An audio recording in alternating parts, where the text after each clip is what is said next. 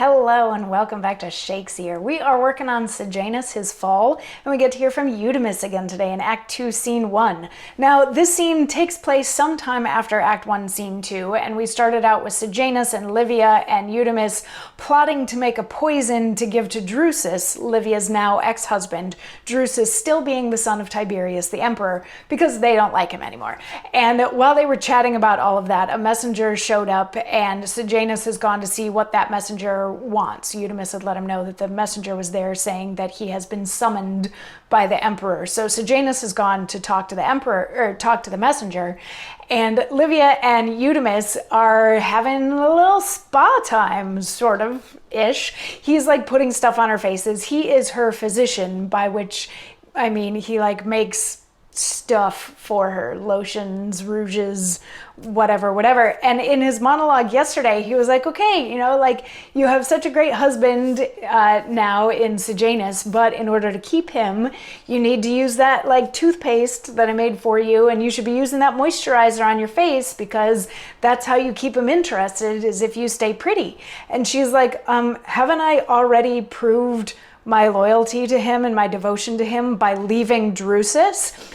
And Eudemus has to backtrack a little bit, and he says, yes, and wisely, lady.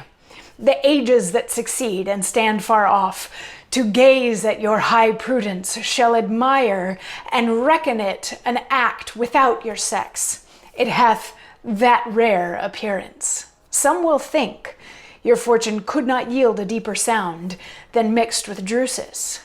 But when they shall hear that and the thunder of Sejanus meet, Sejanus, whose high name doth strike the stars and rings about the concave, great Sejanus, whose glories, style, and titles are himself, the often iterating of Sejanus, they then will lose their thoughts and be ashamed to take acquaintance of them.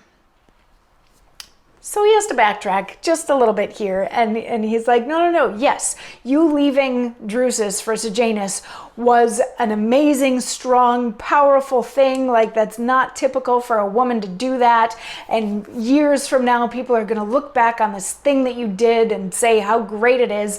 He's like, but there are some people that might think that it's weird that you left the emperor's son to be with like the emperor's right-hand man. But he's like, but once people hear how amazing Sejanus is, because Sejanus is so amazing, Sejanus is the star that lights the sky, then they're going to totally forget that, and they will completely agree with the fact that you left Drusus to be with Sejanus. At which point Sejanus comes back into the room, and he's like, you know, I do have to go see Tiberius, but you guys should keep on making that poison for Drusus. And this is the first time in the scene that they actually say it's a poison that they're going to give him, not just like a potion. So they are, it is now blatantly clear that they are planning on poisoning and killing Drusus.